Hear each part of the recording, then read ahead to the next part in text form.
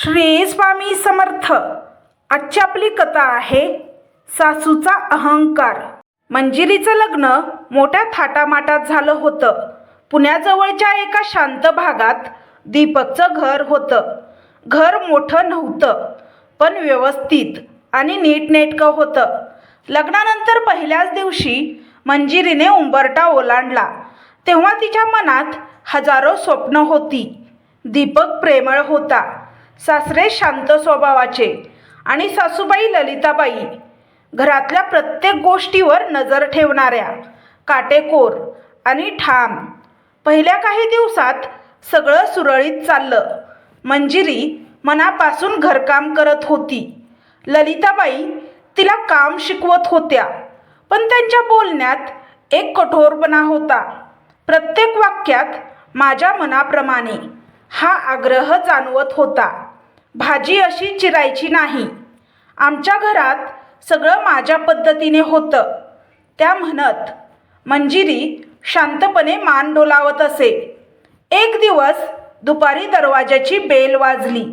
मंजिरीने दरवाजा उघडला तर समोर मध्यमवयीन गृहस्थ उभे होते. ललिताबाई आहेत का? त्यांनी हळू आवाजात विचारलं. हो आहेत ना, आत या, मंजिरी हसून म्हणाली. ललिताताईंनी हॉलमध्ये येऊन त्या माणसाकडे पाहिलं आणि त्यांचा चेहरा क्षणात बदलला. कशासाठी आलात? त्यांनी कोरड्या आवाजात विचारलं. ताई, 2 मिनिटं बोलायचं होतं. तो गृहस्थ थोडासा गोंधळला. मला काही बोलायचं नाही, तुम्ही जाऊ शकता, ललिताबाई ठामपणे म्हणाल्या. मंजिरी थक्क झाली.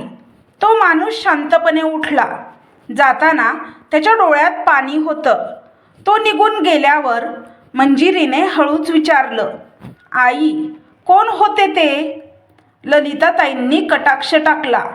माझ्या माहेरचं कोणीही या घरात येणार नाही, लक्षात ठेव. त्या दिवसापासून मंजिरीच्या मनात प्रश्नांची गर्दी झाली. रात्री दीपक घरी आल्यावर तिने हळू आवाजात विचारलं. आज एक काका आले होते. आई खूप रागावल्या. दीपक काही क्षण शांत राहिला. तो आईचा भाऊ होता. तो म्हणाला, मग इतकं टोकाचं का वागल्या त्या? मंजिरीने आश्चर्याने विचारलं. दीपकने सुसारा सोडला. आईला सगळं तिच्या मनासारखं हवं असतं. मामांनी कधीतरी तिच्या मताविरुद्ध काही केलं होतं. तेव्हापासून तिने माहेराशी संबंध तोडले.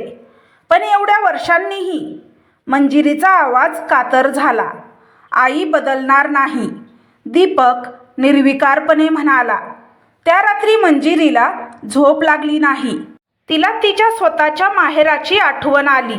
आई वडील, भाऊ, त्यांच्याशिवाय तिचं आयुष्य अपूर्ण वाटायचं. आणि इथे तिच्या सासूबाईंनी स्वतःचं माहेर दूर लोटलं होतं, फक्त अहंकारामुळे. दुसऱ्या दिवशी सकाळी पुन्हा बेल वाजली.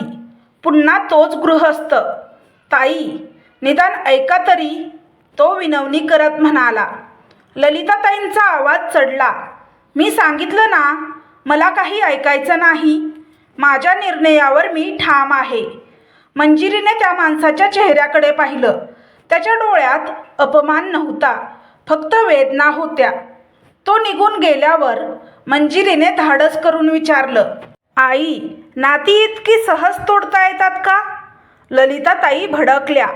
तुला अजून या घरात येऊन किती दिवस झालेत?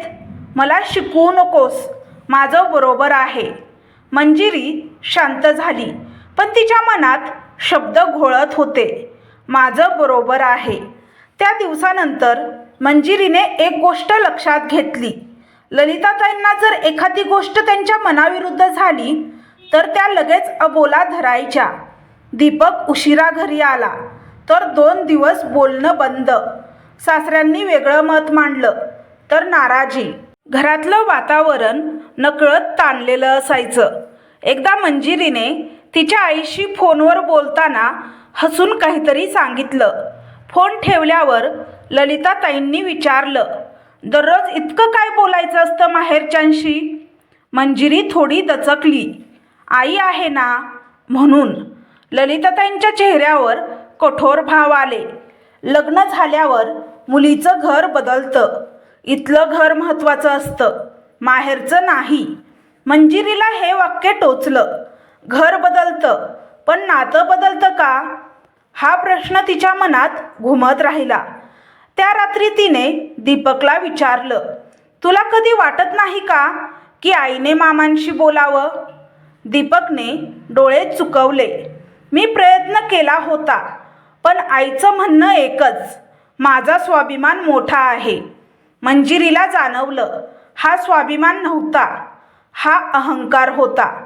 पण ती घाईत काही बोलणार नव्हती. तिला माहीत होतं, नाती जोडण्यासाठी संयम लागतो. एका संध्याकाळी ती गॅलरीत उभी असताना तिने पाहिलं. तोच मामा रस्त्याच्या कोपऱ्यावर उभा राहून घराकडे पाहत होता. काही क्षणांनी तो वळला आणि निघून गेला. मंजिरीच्या डोळ्यात पाणी आलं. तिला उमगलं, अहंकाराने एक माणूस फक्त नातं तोडत नाही, तर कोणाचं तरी मन दररोज तोडत असतो. त्या रात्री तिने मनाशी ठरवलं, या घरात नात्यांची दारं बंद राहू देणार नाही. ती सासूबाईंचा अपमान करणार नव्हती, वाद घालणार नव्हती, पण एक दिवस त्यांना नात्यांची किंमत समजावून दाखवणार होती. आणि तिच्या आयुष्याची खरी परीक्षा आता सुरू होणार होती. मंजिरीने मनाशी ठरवलं होतं, घाई करायची नाही. सासूबाईंचा स्वभाव समजून घ्यायचा, कारण प्रत्येक कठोर माणसामागे काहीतरी न सांगितलेली वेदना असते, असं तिच्या आईने तिला नेहमी सांगितलं होतं. पण दिवसागणिक तिला जाणवत होतं की ललिताताईंसाठी अहंकार ही फक्त एक सवय झाली आहे. घरातलं वातावरण नेहमी ताणलेलं असायचं. ललिताताई प्रत्येक गोष्टीत शेवटचा शब्द त्यांचाच असावा अशी अपेक्षा ठेवायच्या.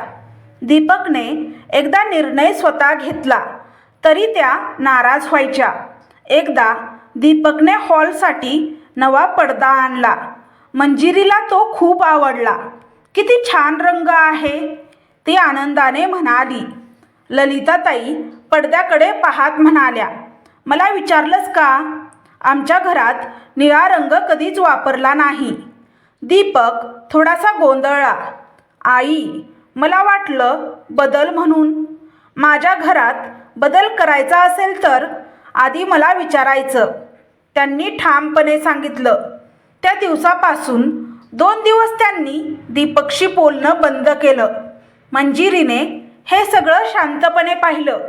तिला लक्षात येत होतं, इथे प्रश्न पडद्यांचा नव्हता, प्रश्न होता माझं म्हणणं ऐकलं नाही याचा. एके दिवशी पुन्हा बेल वाजली. तोच मामा. यावेळी मंजिरीने दरवाजा उघडताना त्यांच्या चेहऱ्यावरचं ओझं स्पष्ट पाहिलं. ताई आहेत का? त्याने हलक्या आवाजात विचारलं. ललिताताई बाहेर आल्या. किती वेळा सांगू, मला तुमच्याशी काही संबंध ठेवायचे नाहीत. ताई, आईची तब्येत बरी नाही, ती तुझी वाट बघते. तो भावूक झाला. ललिताताईंचा चेहरा क्षणभर हलला, पण लगेच कठोर झाला. मला वेळ नाही आणि कृपया पुन्हा येऊ नका. दरवाजा बंद झाला. मंजिरीच्या मनात खूप काही दाटून आलं. तिने हलक्या आवाजात विचारलं, आई, आजी आजारी आहे म्हणाले. ललिताताईंचा आवाज चढला. तुला काय करायचंय? माझं माहेर, माझा निर्णय. मंजिरी शांत झाली, पण तिच्या मनात एक वेगळाच प्रश्न घोळत होता. जर उद्या मला माझ्या आईला भेटायचं असेल आणि कोणी मला थांबवलं तर? त्या रात्री मंजिरीने तिच्या आईशी फोनवर बोलताना आवाज हळू ठेवला. ललिताताईंची नजर तिच्यावर होती. फोन ठेवल्यावर त्यांनी विचारलं, तुझं माहेर खूप आठवतं का? मंजिरीने प्रामाणिकपणे उत्तर दिलं, हो आई. आई वडील, भाऊ, ते माझा भाग आहेत. ललिताताई काही क्षण शांत राहिल्या. मग म्हणाल्या, लग्नानंतर मुलीचं सगळं इथंच असतं, बाहेरच्यांसोबत जास्त गुंतायचं नाही. पण आई, नाती तोडून आपण सुखाने जगू शकतो का? मंजिरीने हळू आवाजात विचारलं. ललिताताईंनी कटाक्ष टाकला. मला शिकवू नकोस. माझ्या आयुष्यात मी जे पाहिलंय ते तुला अजून कळणार नाही. त्या वाक्याने मंजिरी थोडी थबकली. मी जे पाहिलंय म्हणजे काहीतरी भूतकाळातलं दुःख आहे का? दुसऱ्या दिवशी सकाळी सासऱ्यांनी हळू आवाजात मंजिरीला सांगितलं, सुनबाई, तू समजूतदार आहेस, पण ललिताला बदलणं सोपं नाही. बाबा, त्यांनी इतका राग का धरून ठेवला आहे?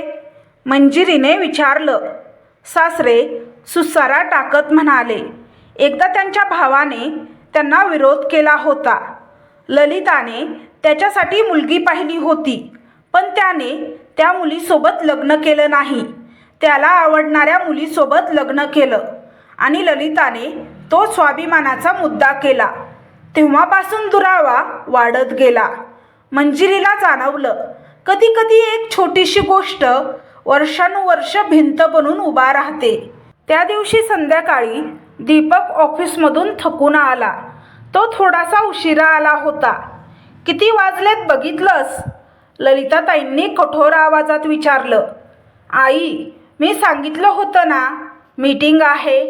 माझ्याशी वाद घालू नकोस. त्यांनी त्याचं बोलणं तोडलं. पुन्हा 2 दिवस घरात अबोला. मंजिरीला आता स्पष्ट दिसत होतं, अहंकार म्हणजे फक्त मोठं बोलणं नाही, तो शांततेचाही छळ असतो. एक संध्याकाळी ती गॅलरीत उभी असताना तिने पाहिलं, मामा पुन्हा रस्त्याच्या टोकाला उभा होता. यावेळी त्याने घराकडे पाहिलं आणि हळूच डोळे पुसले. मंजिरीच्या मनात काहीतरी तुटलं. ती आत आली आणि ललिताताईंच्या जवळ बसली. आई, एक विचारू? ती शांतपणे म्हणाली. काय? आवाज नेहमीसारखाच कठोर. जर मामांनी आज बोलायला येणं बंद केलं तर तुम्हाला खरंच बरं वाटेल का? ललिताताई काही क्षण गप्प राहिल्या. मला कुणाची गरज नाही, त्यांनी ताठपणे उत्तर दिलं. मंजिरीने त्यांच्या डोळ्यात पाहिलं. तिला तिथे रागापेक्षा जास्त काही दिसलं, एकटेपणा. त्या रात्री मंजिरीने मनाशी ठरवलं, सासूबाईंचा अहंकार मोडायचा नाही, तर त्यामागची वेदना समजून घ्यायची. कारण नातं जिंकायचं असेल तर वाद जिंकणं आवश्यक नसतं. घरातला ताण आता स्पष्ट जाणवू लागला होता. आधी तो फक्त हवेत तरंगणारा ताण होता, पण आता तो शब्दात, नजरेत आणि शांततेत उतरू लागला होता. मंजिरीला जाणवत होतं, वादळ जवळ येत आहे. त्या दिवशी सकाळी तिच्या माहेरून फोन आला. मंजिरी, पुढच्या आठवड्यात तुझ्या बाबांचा वाढदिवस आहे, येऊ शकशील का? आईने प्रेमाने विचारलं. मंजिरीचा आवाज उजळला. हो आई, नक्की येईन. 2 दिवस येऊन राहीन. तिने फोन ठेवला तेव्हा तिच्या चेहऱ्यावर हसू होतं, पण ते हसू फार काळ टिकणार नव्हतं. ललिताताई स्वयंपाकघराच्या दारात उभ्या होत्या. कुठे जाणार आहेस? त्यांचा आवाज थंड होता. आई, बाबांचा वाढदिवस आहे, 2 दिवस माहेरी जाऊन येते, मंजिरीने आनंदाने सांगितलं. ललिताताईंनी लगेच उत्तर दिलं. आता इतक्या लवकर माहेर? लग्नाला अजून किती दिवस झालेत? आई, फक्त 2 दिवस. माझ्या घरात नियम आहेत, त्या कठोरपणे म्हणाल्या. वारंवार माहेरी जाणं मला आवडत नाही. मंजिरी काही क्षण गप्प राहिली. तिला उमगलं, आता तो क्षण आला आहे. आई, पण माहेर माझं घर आहे, तिथे जाणं चुकीचं कसं? तिने शांत पण ठाम आवाजात विचारलं. ललिताताई भडकल्या. लग्नानंतर मुलींचं घर सासर असतं, तिथे फक्त पाहुण्यांसारखं जायचं. पाहुणी? मंजिरीच्या आवाजात वेदना होती. मी तिथे जन्मले, वाढले, ते घर माझं आहे.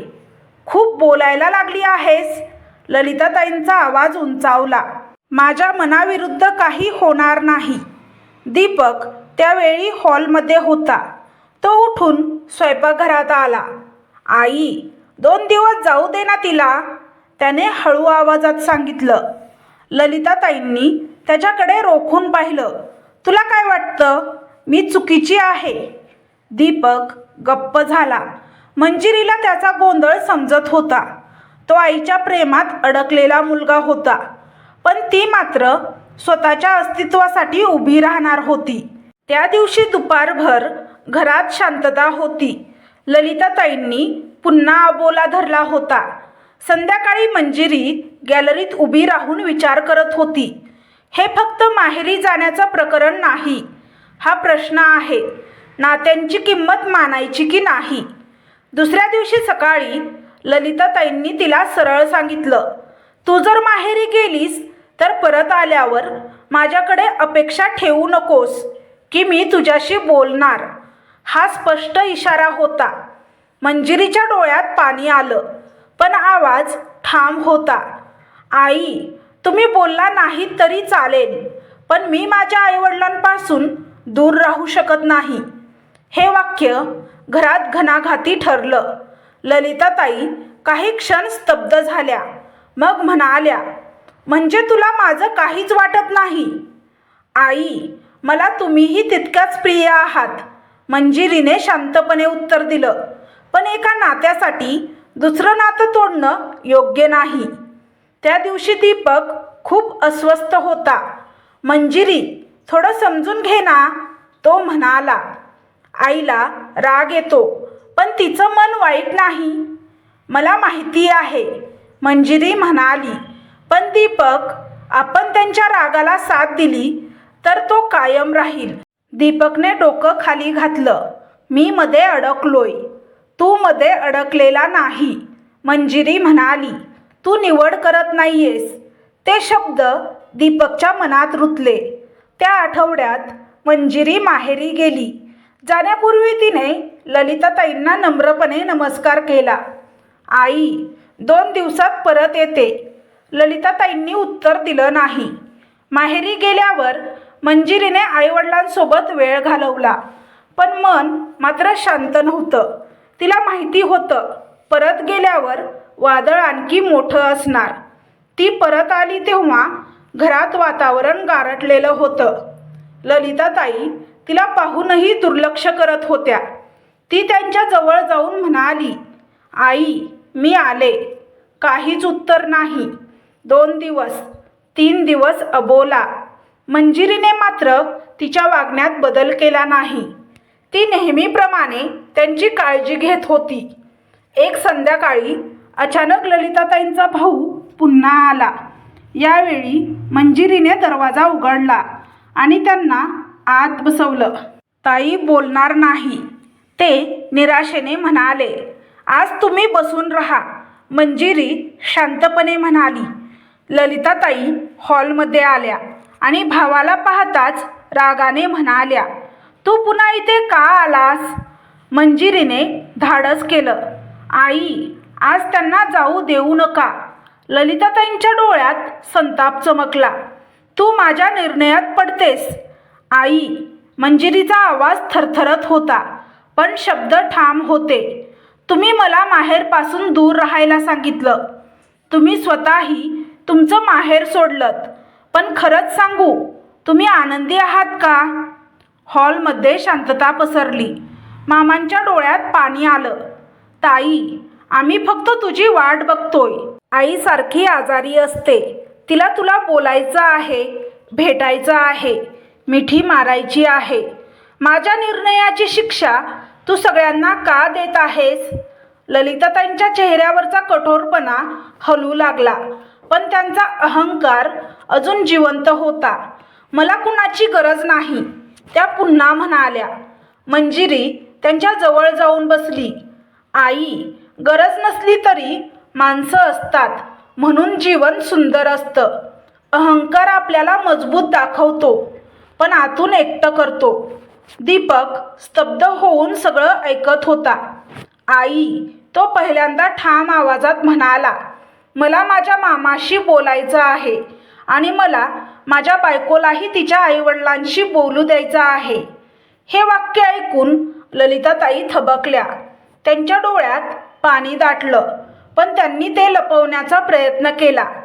मंजिरीने हळू आवाजात विचारलं, आई, तुम्ही खरंच इतक्या मजबूत आहात का? की सगळ्यांशिवाय राहू शकता, की तुम्ही फक्त दुखावलेले आहात? तो प्रश्न त्यांच्या मनाला भिडला. काही क्षणांनी त्यांनी पहिल्यांदाच भावाकडे पाहिलं. आईची तब्येत खरंच बिघडली आहे का? त्यांनी हळू आवाजात विचारलं. मामांच्या चेहऱ्यावर आशेची झलक उमटली.